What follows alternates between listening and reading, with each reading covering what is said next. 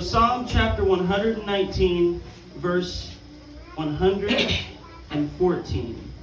The Word of God says, "You are my hiding place and my shield. I hope in your word." Ikaw mao ang akong dapit nga dalampanan og ang akong taming. Sa imong pulong nagalaom ako. Amen. Magamputa. Father, I just ask you today, God, that you will speak, Lord, through your word. Father, through Pastor Mike and myself, God, by the word of God and the anointing of your Holy Spirit. Father, I'm asking you today that you will reveal the person of the Lord Jesus Christ. God, I pray that every person here today will receive from this simple message, God, that you are our hiding place. Father, make this known to us today in Jesus' name. Amen. Amen. Amen. So, I started with this one simple scripture because it says that God is our hiding place.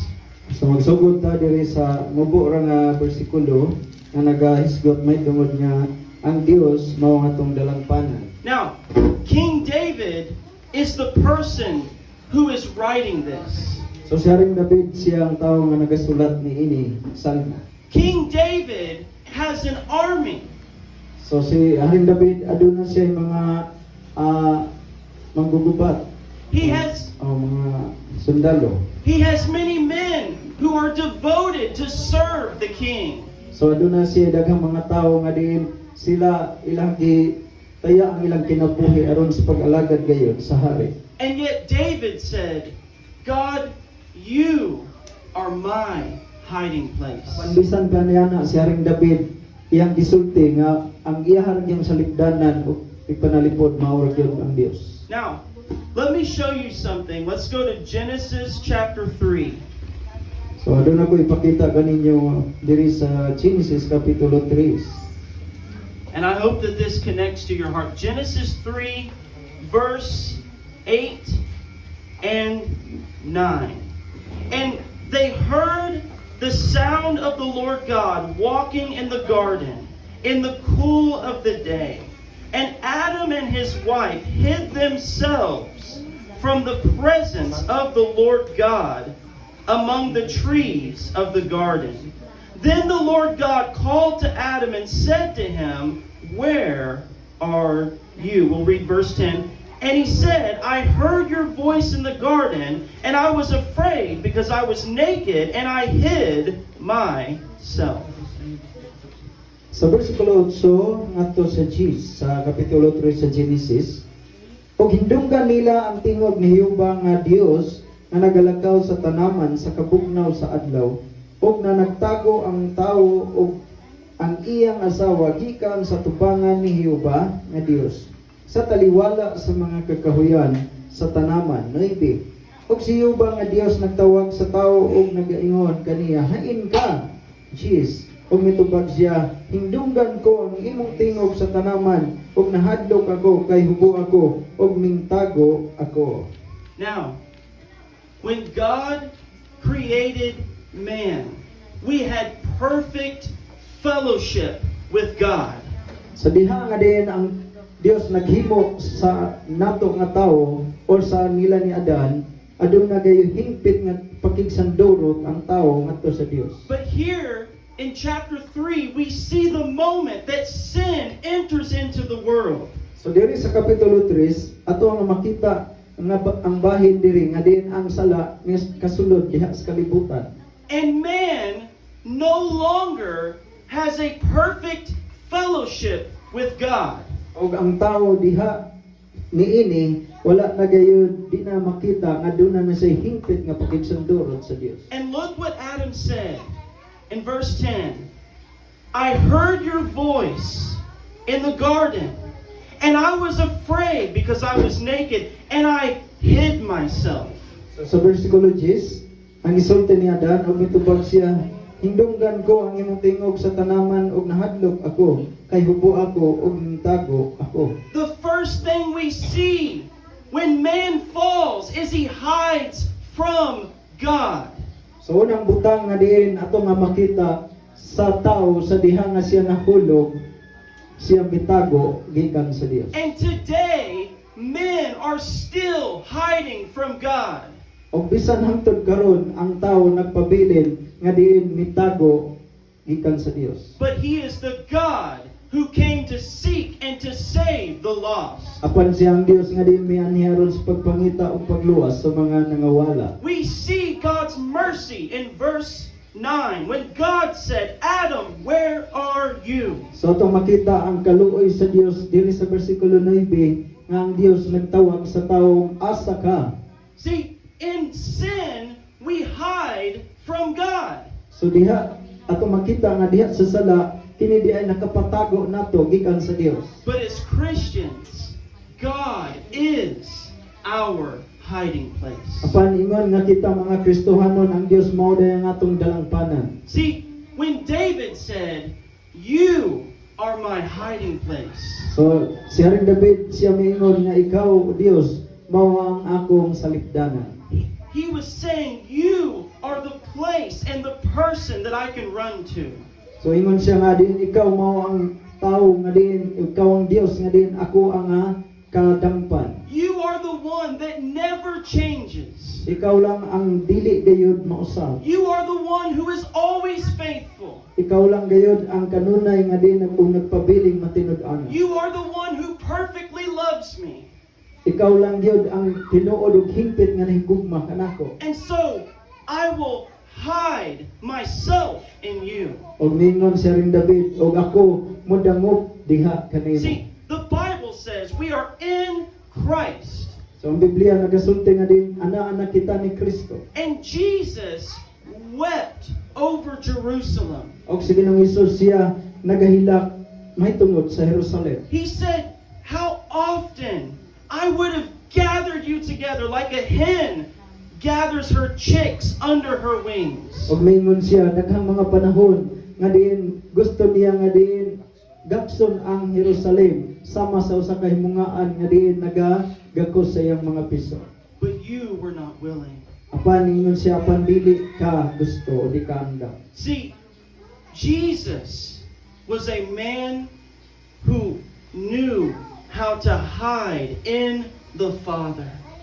So si Ginoong Hesus nahibalo siya kung unsaon nga diin kita matipigan diha siyang amahan. When the night of the cross, he said, now is the power of darkness. So sa diha nga diin naa siya sa panahon nga naa na siya sa cross ug mingon karon mao ang panahon sa kangit-ngit. But he said that Satan has nothing in him because the Father is with me. So si Satanas wala kay mahimo batok kaniya tungod kay ang amahan kauban man kaniya. And we see this pattern in the life of Jesus. O kini atong makita ang mao nga kining panig-ingnan diha sa kinabuhi na Ginoong Hesus. That he veiled himself in the Father's love. O din siya nahimo nga salibdanan sa iyang amahan diha sa gugma diha siyang amahan. And the Bible speaks of Jesus having an extraordinary prayer life. O din ang Biblia nagasulti may tungod kang Ginoong Hesus may tungod sa iya nga ilabihan gayud nga pag-ampo. Now, when we pray, we know we are to intercede and to go to war in prayer. O sa diha nga diin kita mag-aampo, kita nahibalo nga diin kita nagapataliwala pinagis mga pag-ampo. But there's another part of prayer. Panadunay laing bahin may tungod sa pag-ampo. And it's what the Bible says, delighting yourself in the Lord. Og ang Biblia atong sayran nga nagasulti nagingon siya og tinguhaan ninyo ang pagpalipay sa Dios. This is what we experience during worship.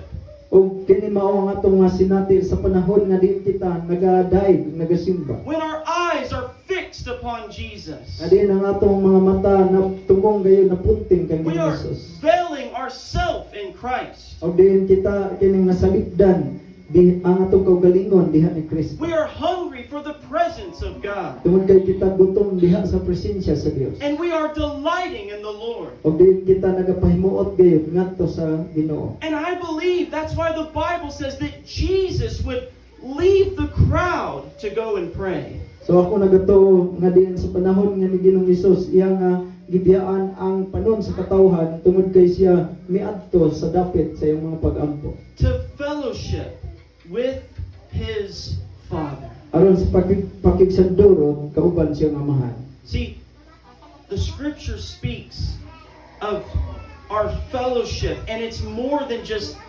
asking or going to war. It's delighting in the Lord. So ang Biblia nagasulti nga din labaw pa ni ana nga din diha sa pagpangayo ang pagpakigsandurot o pagpahimuot kauban sa Ginoo. This is where the life of a believer becomes exciting. O kini mao ang kinabuhi sa mga magtotoo nga din aduna gayoy kainit o kadasig. Because I know God.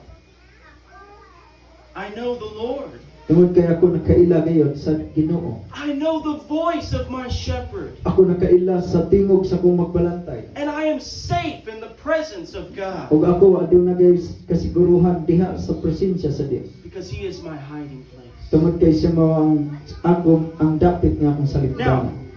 let me go to Exodus. Sa libro sa Exodus, See, God wants us to come into His presence. so ang Dios gusto nga din muduol gayud ang tao diha siya nga presensya. Exodus chapter 20 verses 18 through 21. If someone would like to read. So Exodus 20:18 ngadto sa 21. Kinsa may mubasa? 20:18. Nagendre sa dihang nadungog sa mga tao ang dalugdog o ang lanog sa trompeta o nakita nila ang kilat o ang nag-aso nga bukid. Nangurog sila sa hadlok o nagpaantaw sa layo. Isinibilingan sila kang may sisulti ka namo o mamati kami apan ayaw pasultiha ang Dios kanamo aron dili kami mga matay. 20. Si Moises miingon sa katawhan, ayaw kamo kalisan kay mianhi ang Dios aron pagsulay kaninyo o aron magpadayon kamo sa pagbaton o kahadlok kaniya aron dili kamo magpakasala. Amen. Amen. Did he read verse 21 as well? 21. 21. Apan ang katawhan nagpaantaw lang gihapon sa layo og si Moises lamang ang miduol sa dagtom nga panganod diin didto ang Dios. Amen. So here we see the congregation of Israel is afraid of the presence of God. So diri ato nga makita ang panon sa mga katawhan sa Israel aduna sila'y kahadlok diha sa presensya sa Dios. Do you understand that God is to be feared? So ato bang nasabtan nga diin ang Dios kahadlokan gayon. But the fear of the Lord should draw you closer to God, not away from God. Apan ang pagkahadlok dahil sa Dios kini diay siya makapahiduol kanato ngadto sa Dios ug dili kay makapahilayo. The Bible says, in the fear of the Lord, there is strong confidence. So ang Biblia nagasulti nga diha sa pagkahadlok sa Dios adunay dakong pagsalig. Now, on Mount Sinai, there was lightning and thundering and the power of God's presence. So dito sa bukid sa Sinai adunay mga pagkalundog, adunay pagpangilat diha sa presensya sa Dios. Kurug, shaking, amen? The mountain, and the people was trembling in fear because of God's presence. O sa dihang nakita kini sa mga katawhan, ang mga katawhan aduna sila kahadlok tungod sa presensya sa Dios. And they told Moses, you speak with God. We don't want to die. So ilang gisultihan si Moses, ingna ang Dios nga dili pa may gustong mamatay. And Moses said, in verse 20, Ayaw kahadlo. The Okay. same words as Jesus Christ. O sa versikulo 20 ni ana si Moses, ayaw kamo kahadlo. Because God will test your heart. Tungod kay ang Dios nagsulay lamang sa inyong kasing-kasing. But the people, in verse 21, they stood afar off. O ang mga katawhan din sa versikulo 20, sila nagpaatbang lamang. But notice it said, Moses drew in to the thick cloud where God was. O atong masayran, pan si Moses siya miduol niya ng mabaga nga panganon. Moses veiled himself in God. O si Moses siya natabunan gayud ang iyang kaugalingon diha sa presensya He sa Dios. said, I will draw closer even if it kills me. So siya ningon, ako muduol gayud paduol ni ana bisan kini siya makahulugan man sa kong kamatay. And you want to know the good news? When you come to God's presence, you will die. So at usa sa din ato nga magkaplagan ang may balita nga din sa diyang muduol kita di ay sa presensya sa Dios, kita mamatay. Your old man will die. Ang atong daang pagkatao mudangat gayud sa Your pagkamatay. sin will die. Ang atong sala mamatay. Your pride will die. Ang atong garbo mamatay. Your fear will die. Ang atong pagkatalawan mamatay. And the works of darkness will flee from your life. O ang trabaho sa kanitngit mo palayo gikan sa imong kinabuhi. That's why the word says, you died and your life is hidden with Christ Mo in kana ang God. pulong nga diin siya nagingon o diin kamo mamatay karon nga naa na kamo ni Kristo o makabaton magbag-o ng kinabuhi. That's why Moses came out of the presence of God and his face was shining. O mao na hinungdan nga si Moses sa diyang gikan siya sa presensya sa Dios ang iyahang nawong misana. That's why he could survive 40 days with no food and no water. O mao na hinungdan nga din siya nakalatas niya ng 40 ka adlaw 40 ka gabi nga walay kaon ug walay inom nga tubig. Because God is the giver of life. Tungod kay ang Dios siya mo'y tinubdan sa kinabuhi. Amen. The Bible says, draw near to God and God will draw near to Ang you. Biblia nagasugid nga din kung muduol ka sa Dios, ang Dios muduol usab kanimo. Amen. Now, Matthew chapter 6, Mateo kapitulo 6, verse, I believe verse 5. Let me double check. Amen. And,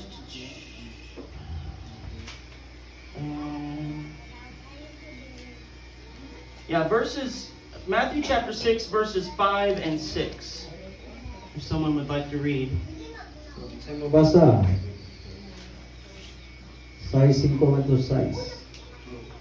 O kung magampo ka ayaw buhata ang gihimo sa mga tigpakaron ingon, gusto silang magampo nga magtindog sulod sa mga sinagoga o diha sa mga eskina sa kadalanan aron makita sila sa mga tao. Sultihan ko kamo nga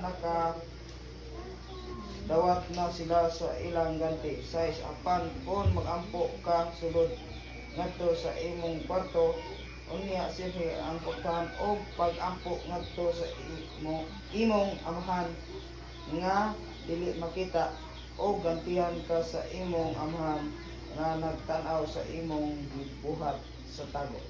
Amen. Now, notice in verse 6, Jesus said, when you pray, go into your room, and when you have shut your door, pray to your Father who is in the secret place, and your Father who sees in secret will reward you openly. So itong makita diri sa versikulo 6 ang gisulti, apan ikaw sa mag-aampo ka sa mulod ka sa imong lawak ug takpi ang putahan, ug mag-ampo ka sa imong amahan nga nasa tago ug ang imong amahan nga nagatan-aw sa tago magabalos kanimo. So, Jesus speaks of the secret place. Diri atong makita nga si Ginoong Hesus siya tawag o din sa misulti may tungod sa usa ka dapit nga tinago. See, it's easy to pray in public. So sayon ang pag-ampo diha sa kanang publiko. It's easy to worship God when we're all together at church. So sayon ang daig pagsimba sa Dios kung daghan ta diha sa simbahan. But God is desiring a people who will seek Him in the secret place of the Most High. Apan ang Dios nagatinguha alang sa mga tao nga di nagapangita kaniya sa usa ka dapit nga tinago sa labing halangdon. That place where it's only you and the Lord. O kana nga dapit nga din walay lain nga naa ikaw lang o ang Dios. That place where you can pour out your soul before God. Kana nga dapit nga din imong ikahuwad kayod ang tibok nimong pagbati imong kalag sa tubangan sa Dios. Where you have an audience with the King of Glory.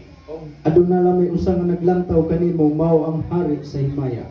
And the Lord God will put His hand upon you in the secret place. Og ang Dios Amahan nga ang iyang kamot iyaha nga ibutang niha kanimo diha sa usa ka tinago nga dapit. That's why David said, "You are my hiding place." Ug mao kana nga hinungdan nga si David mingon ikaw mao ang tung dalampanan. We should run to God every day. Kinahanglan day kita nga di moduol sa Dios matag adlaw. We should hide ourselves in the Lord. Nga din kinahanglan day matipigan ang atong kaugalingon diha sa Ginoo. Because it's only in the presence of God that we are changed and empowered to do His will. So diha lamang gayud ta malig-on og makabatog gahom diha sa presensya sa Dios. Amen. Let's go to Psalm chapter 91. Sa Salmo 91.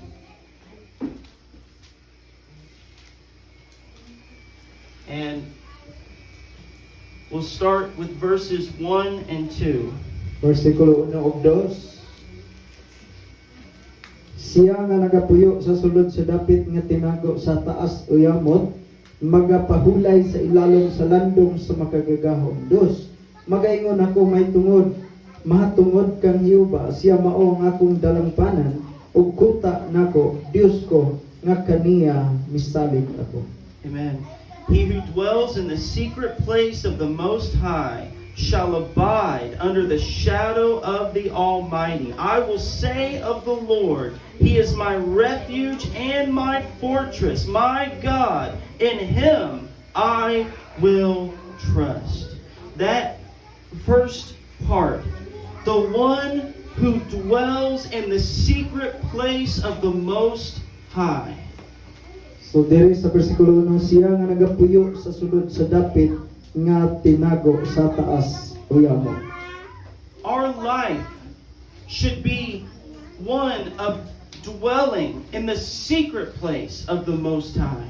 So kini nga atong kinabuhi usa kini siya kadapit nga din puloy-anan sa usa ka labing halangdon nga Dios. Remember, Jesus, our example, left all the busyness to go and be alone with the Father. So sige nung miso siya nga atong ihiblo nga din iyahang gibiyaan o gihulungan ang tanan niyang mga kabisi aron nga din makigkauban siya sa Dios diha sa usa ka tinago nga dapit. Amen. And it said when you do that, you abide under the shadow of the Almighty. O nagingon siya kung imo ni nga himuon o buhaton magapahulay ka sa ilalom sa landong sa labing halangdon. See, the Lord God is not only in you, but you are in Him.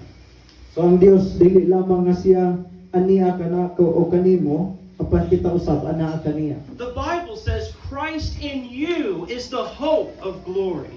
Ang Biblia nagasugid nga diin si Kristo nga na kanimo siya mao ang ato nga paglaom sa himaya. And again, the scripture says you are in Christ.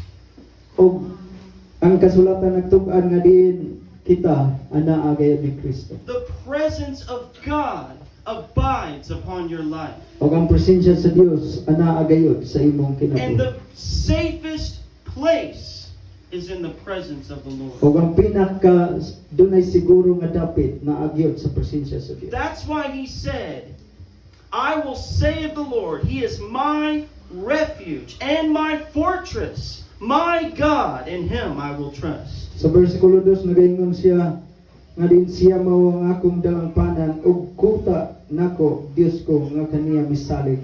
Now, a fortress was a place of protection during an attack from the enemy. So kining kuta usa ni sa kadapit nga diin dunay panalipod sa panahon nga ang imong kaaway moatake kanimo. And a refuge is a place of safety. O ang gitawag nga dapit nga dalangpanan mao kana ang dapit nga naay kasiguruhan. That's why Jesus said, Ayaw kahadlok, do not fear. Ug mao kana ang hinungdan nga si Ginoong Hesus nagsulti ayaw kahadlok. That's why David said, even in the valley of the shadow of death, I will fear no evil. Mao kana nga si David nisulti nga bisan pa diha sa walog sa landong sa kamatayon ako walay kahadlok. Because you are with me. Kaya ningon siya tungod kay ikaw aniya kanako. I may be in the shadow of death, So bisan pa niya nga landong sa kamatayon, but I'm also under the shadow of the Almighty. apan anaa gihapon anaa usab siya ilalom sa labing halangdon. I may walk through the fire, So mahimo nga din magalakaw ako taliwala sa kalayo. but the fire of God is upon my life. Ug ang kalayo sa Dios naa sa akong kinabuhi. Amen. Amen. So, Zechariah chapter 2, verse 5. Zacarias Versikulo 2. kapitulo 2 bersikulo 5.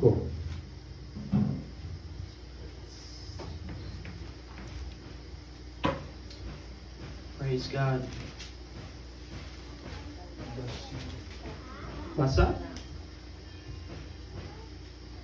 Kaya ko nagaingon si Jehova mahimo alang kaniya nga usa ka kuta nga kalayo nga maglibot ug ako mahimo nga himaya sa taliwala niya. So, here again we see an amazing picture of the presence of God.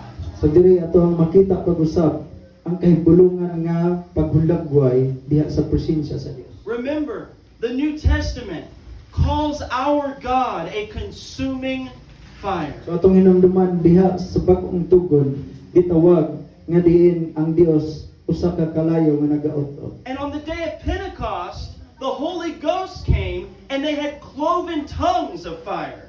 Og sa adlaw sa Pentecostes ang dagway sama sa dila nga kalayo ana ay babaw sa ilang nga ulo. And here, he says, I will be a wall of fire around you. Og dinhi sa bersikulo 5 atong makita nga diin siya mo'y mahimo natong kuta nga kalayo See, nga magalibot kana. There is a peace in the presence of God. So ato nga makablagan nga doon na gayoy kalinaw diha sa presensya sa There Dios. is a strength in the presence of God. Adunay kusog kalig-on diha sa presensya sa Dios. There is joy in the presence of the Lord. Adunay kalipay diha sa presensya sa Dios. And there is a holy fire in the presence of God. Og aduna usay kining balaang kalayo diha sa presensya sa Dios. And the fire of God is greater than any fire you may walk through. Og ang kalayo sa Dios mas gamhanan og kusgan sa bisan unsang klase nga kalayo. That's why we must veil ourselves in Christ. Mao kana nga diin ato gyud nga kining salibdan ang atong kaugalingon diha o gisalibdan ta diha ni Kristo. Isaiah 43 verse 2. Sa Isaias 43 versikulo 2. And I'll read the English, and then if somebody else wants to read the Messiah. When you pass through the waters, I will be with you. And through the the rivers, they shall not overflow you. And when you walk through the fire, you will not be burned, nor shall the flame scorch you. Kisay mo basa? 43:2.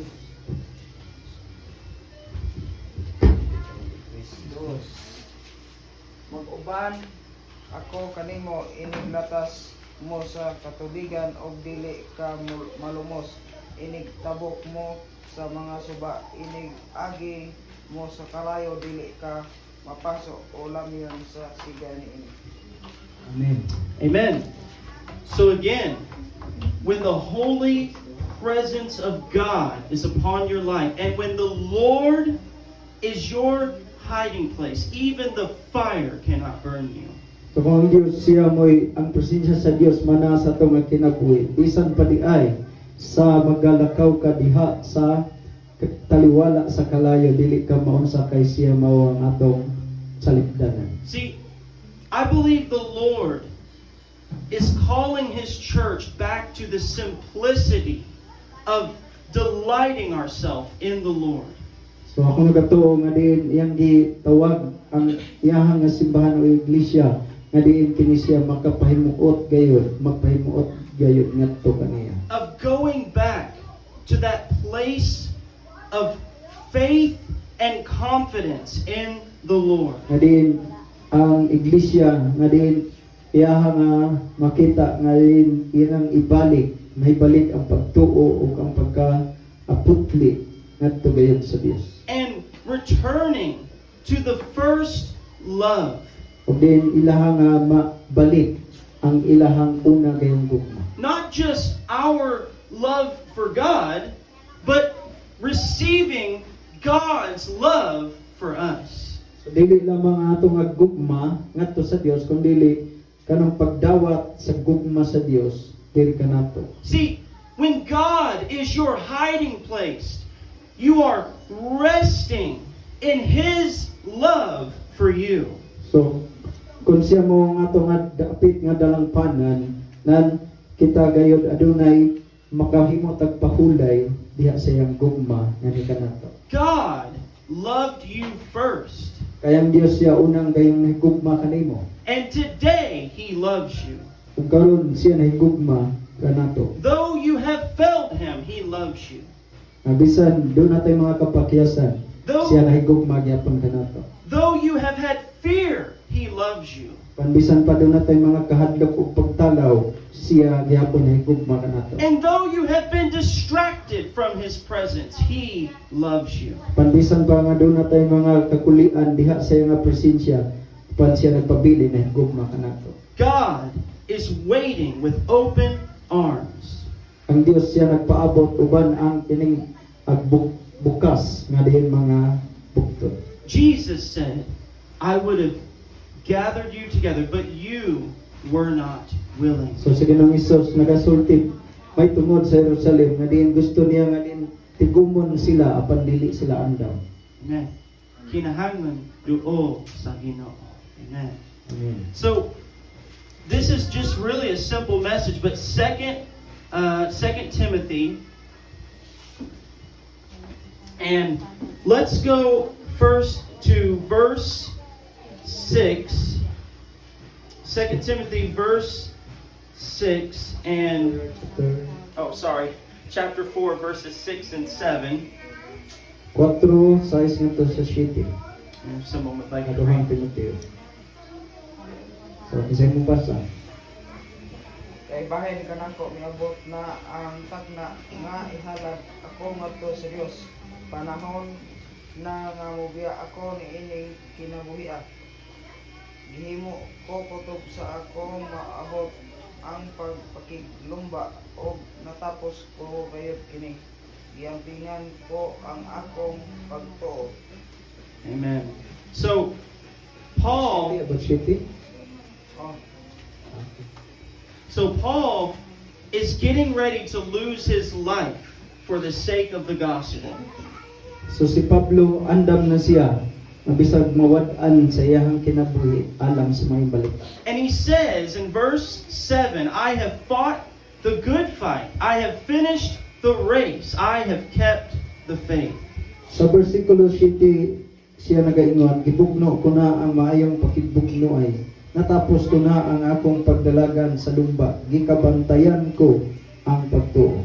And then verse 8, finally, there is laid up for me the crown of righteousness, which the Lord, the righteous judge, will give to me on that day, not to me only, but to all who have loved his appearance. Sa bersikulo 8 sukad karon adunay ginatagana alang kanako nga purong-purong sa pagkamatarong nga niadtuon niyang adlaw iganti kanako sa Ginoo ang matarong nga maghukom ug dili lamang kanako ora kundi usab sa tanang mga nagahigugma sa iyang pagpadayon. So Paul, in the face of death and persecution, was looking ahead to the glory that God had prepared for him. So si Pablo bisan taliwala sa iyang mga kasakitan, kalisdanan, pero ang iyang gitan-aw ang ngadto sa unahan. Amen. Now look at verses 16 and 17. At my first defense, no one stood with me, but all forsook me. May it not be charged against them. But the Lord stood with me and strengthened me, so that the message might be preached fully through me, and that all the Gentiles might hear. And I was delivered out of the mouth of the lion, verse 18, and the Lord will deliver me from every evil work, and preserve me for his heavenly kingdom. To him be glory forever and ever. Amen. Amen. Versikulo 17 ato sa 18. Apan ang Ginoo mibarog tupad kanako og ako iyang gilig-on aron pinaagi kanako ang pulong igasangyaw sa hingpit ug ang tanang mga hintil manag pakadungog niini busa giluwas ako gikan sa bakba sa leon. 18. Ang Ginoo magapaglingkawas kanako gikan sa tanang kadaot ug magaluwas kanako alang sa iyang langitnong gingharian kaniya ang himaya hangtod sa kanturan. Amen. So he said, everybody forsook me, but the Lord stood with me. So ningsulti si Apostol Pablo siya nga bisan ang tanan mubiya man kanako ug gibiyaan man ko pero ang Dios aniya sa akong kiliran. Paul was saying, God is the one who never changed through every season of my life. Si Pablo nagasulti nga din ang Dios ra gyud nga wala gayoy kausaban sa bisan unsang panahon o bahid sa iyang kinabuhi. One of the greatest attributes of God is that God does not change. Usa gayud nga atong makita diha sa Dios nga siya dili gayud mausa. We change for the better usually, praise God and the Lord, but God does not change. So kita tuwa nga makita nga doon na gitay kausaban usahay pero ang Dios wala gyud mausab nga hikanato. And so we have confidence that we can run to the presence of the Lord, and God always remains faithful. O ato nga makaplagan kita masaligon paghihapon nga diin makahimo tas pagduol ngadto sa Dios nga matinud-an. Amen. One more scripture and then we will close. Psalm chapter 46 verse 1. So Salmo kapitulo 46 bersikulo 1. And we will go verses 1 and 2. God is our refuge and strength, a very present help in trouble. Therefore we will not fear, even though the earth be removed, and though the mountains be carried into the midst of the sea. Salmo 46 bersikulo 1 ug 2. Ang Dios mao ang atong dalampanan ug kalig-on, madali nga katabang sa atong kalisdanan. 2. Busa dili kami mahadlok bisan ang yuta pagaalid-an ug bisan ang mga bukid pagauyugon ngadto sa kahiladman sa kadagatan. Amen. Now verses 10 and 11. Be still and know that I am God. I will be exalted among the nations. I will be exalted in the earth. The Lord of hosts is with us. The God of Jacob is our refuge. Sa bersikulo 11, humilom kamo og ilhon ninyo nga ako mao ang Dios. Pagabayawon ako sa taliwala sa mga nasod, pagabayawon ako dinhi sa yuta. 11, siyuba sa mga panon nagauban kanato ang atong dalampanan mao ang Dios ni Jacob.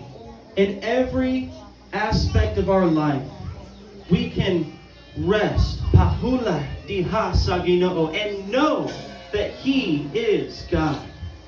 sa tanang bahin sa atong nga kinabuhi, makahimo deta sa pagpahulay diya sa presensya sa Dios kay kita nahibalo nga siya ang atong Dios. So, as we close today, I encourage you to go back to the simplicity of trusting in Jesus and resting, delighting in the presence of Almighty God because He is your hiding place. So, sa diha nga kita magatapos karon. So ato nga kaugalingon nato dayong ibalik ang ato nga din pagsalig o nga atong pagpahimuot gayon ngadto sa Dios. Nga din nato ang dalampanan. Hallelujah. So diha sa ato nga kinabuhi mga igsoon, naaman gintay ganing mga panahon nga di magatubang ta o di mga kalisdanan, problema man o di mga disturbo o kalisod, pero ang pulong sa Dios nagasulti nga din siya mao ang ato nga dalampanan. Siya ang ato nga salikdanan.